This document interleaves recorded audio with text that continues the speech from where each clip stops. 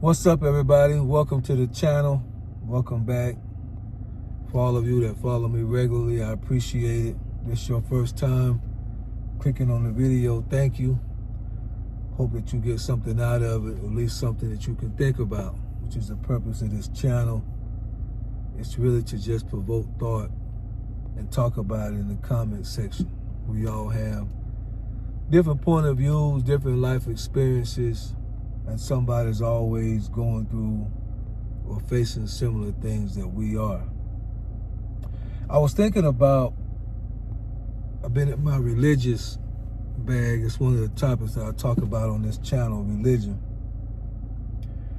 And I was thinking about some of the expectations that come along with church.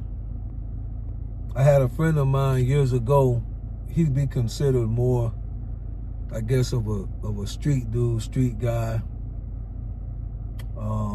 And ran with certain cliques, different things. And I remember back when I was going to church regularly, attending like every Sunday, I invited him one day to go. And I remember he said to me, if I go to church, the whole walls would cave in, or the roof would cave in, something like that. He said the roof would cave in. And I understood what he was trying to say, that because of the life that I have lived or am living, going to church, which is an environment of spiritual people who are living righteous, that difference would cause, a reaction. He's just using a metaphor here. That difference would cause a reaction that would cause the roof to cave in. And I wanted to talk about that because I know a lot of times when people are thinking about church or considering church, the impression could be that church is full of perfect people, or people who have it all together, or people who have it more together than the one who doesn't go to church. That can be the impression. That can be the idea. Those that go to church often, obviously, you would think they would have their life together, versus the one who is, quote unquote, in the world sinning or doing what they want to do. They would seem like they don't have it all together. I want to talk about that. A lot of people in the church becomes and have been hurt because of what this subject that I'm talking about right here. After having been around the church, and I know every church is different, but after having been around the church the majority of my 40 plus years of living on this earth, I can say without a doubt that the people who go to church have just as many issues and problems as the people who don't go to church at all. I'm going to say it one more time. The people who go to church,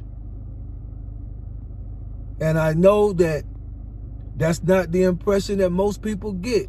I know for the most part, they see something else. But the people who go to church have just as many issues and problems and trials and situations and attitudes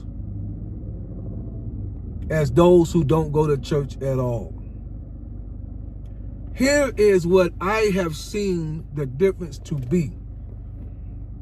And what I'm about to say does not apply to 100% of church people, but I feel, in my experience, my perspective, that it applies to quite a few. The majority of church people have learned how to hide and mask what it is that they're going through in order to present to everybody else as if they have it together, when in reality they don't have it together. They're just hiding it better. When you go to church, not that you have to do it, but not that you have to dress up and different things like that. But once you understand how it operates, it becomes easy to do this. You can put on your best suit.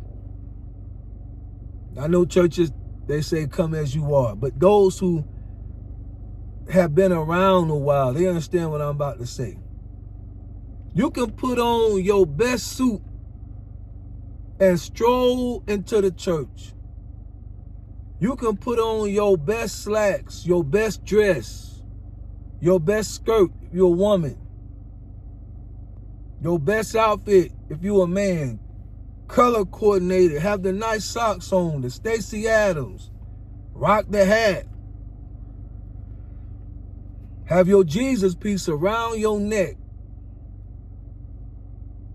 and have more hell in you than your neighbor who's not going to church at all.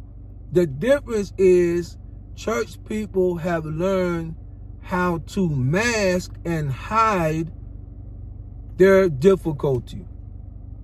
And in doing so, it has left and it has given an impression to those who do not go to church and who may not be familiar with how it operates. It is sending a message that church people have it all together, until one day somebody wakes up and realizes they don't have it all together. That's why people get hurt. You heard this right here. You've heard this. Most of us have heard this right here. I ain't going to church with them because there's all those hypocrites in the church, right? Hypocrite, definition, wearing a mask, not being who you say you are, not standing up for what you say you're supposed to be. So in other words, here you are supposed to be a Christian, a believer, and you're living a different life, or you lie, or you steal, or you're sneaking around, or you're dishonest, or you're talking about somebody, all the things that the faith say you're not supposed to do, and then people find out you doing it, and it leaves a bad impression on the church. So they say, somebody may say that know about it, I'm not going to church no more because there's too many hypocrites in the church. You find out the pastor, one of the deacons, one of the trustees, got a lady on the side.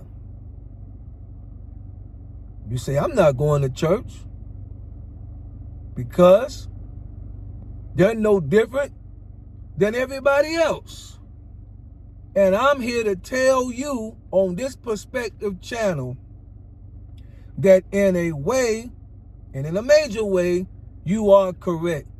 The church, in terms of the building that people go to every Sunday, or at least one Sunday out the month, it is filled with people that's just like us.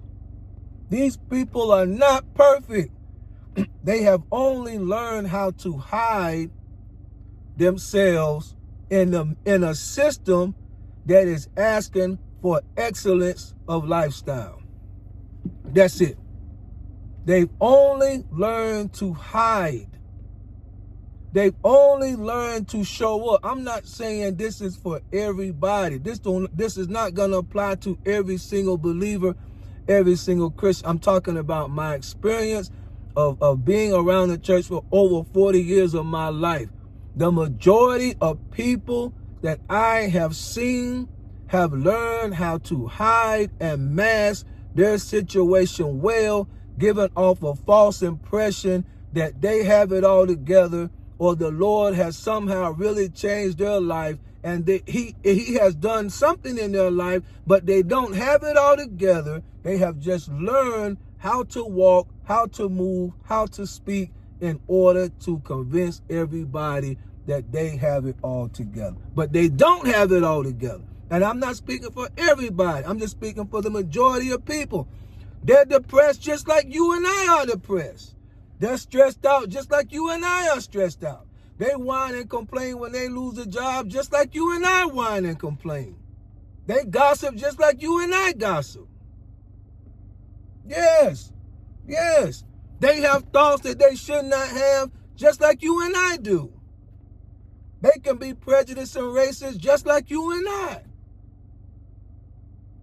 Because until all of us get to a place where God can truly change our life, when we show up to church, we just have to, and quote unquote, fake it until you make it. And a lot of people just end up faking it.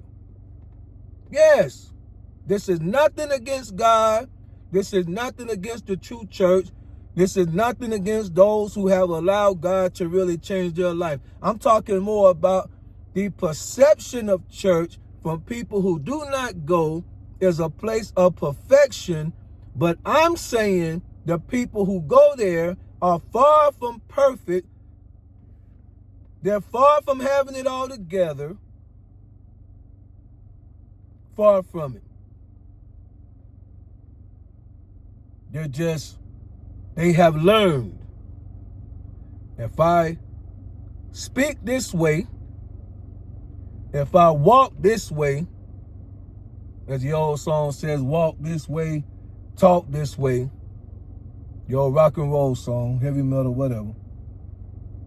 If I do that and I do it long enough, I can convince those around me that I have arrived.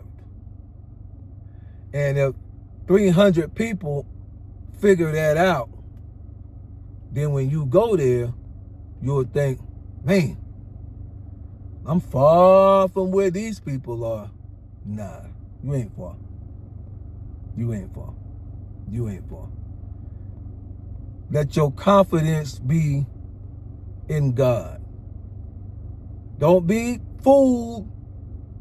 And I'm going to make more videos. Don't be fooled by people. Don't put your focus on people, especially when they come to church or anything in life. Don't put your focus on. Don't be hurt by a pastor when you hear news about he took the money and ran. I'm telling you now, he's a human being. Some pastor this year is going to take the money and run. Some pastor this month is going to take the money and run. Don't let that hurt you too much. I'm telling you now. Is every pastor going to take the money and run? No. Does every pastor want to take the money and run? No. Some pastor will. Is every pastor a thief? No. Some pastor is. Yeah, don't be fooled. Don't be hurt. Don't be disgusted, ladies, when you walk in the church with your tight outfit on, because, you know, you wear what you want to wear, right? You want to show your little body off. And the deacons and the security team, those of you who are single and no husband with you, stare at you from your SUV all the way to the door, of which they, of course, will be willing to help you at the door to find a seat. Because, of course, God would want them to help you and assist you in finding your way to sit, right? Of course God would. That's why they're doing it. Don't be alarmed when you feel their eyes on you. Don't be alarmed. Because again, when you're talking about just a normal church, it's just human beings. It's just human beings. Some take it serious and will allow the process of change to infiltrate their thoughts and their minds. Some go for tradition. Nothing's gonna impact them or change their way of thinking. And some just go because they know what it's about. There are some that will go just because there's pretty women there. There are some that will go because they've been going, their grandma took them to Sunday school and they're going to stay faithful to it. There are some that's going to go because they're serious about it. You got all different ranges of people that go to church. I just want to talk about don't let your expectations be too high if you decide to go, or if you have decided not to go, don't let your high expectations stop you from continuing to go. Because I'm telling you right now, it's just people. They're not that special. They're not that special. Either they've given their life to God and He's changed them, and even in then, they still struggle like you and I because of the discipline that it would take to live a righteous life. So even the ones that are doing it right, their lives are not perfect because it takes a high level of discipline to maintain that walk. But the majority of people have learned this is what I must do to fit in. And it will make everybody seem like they have it all together. They do not. So don't be afraid to go this Easter or any service. If you want to go and hear the singing, hear the clapping, whatever type church that you feel comfortable going to. I know some don't really clap, make a lot of noise. On the Pentecostal side, it's going to get rowdy. Don't be afraid to go, because they're just like you. They're just human beings on their journey trying to connect to the higher power. Y'all be blessed.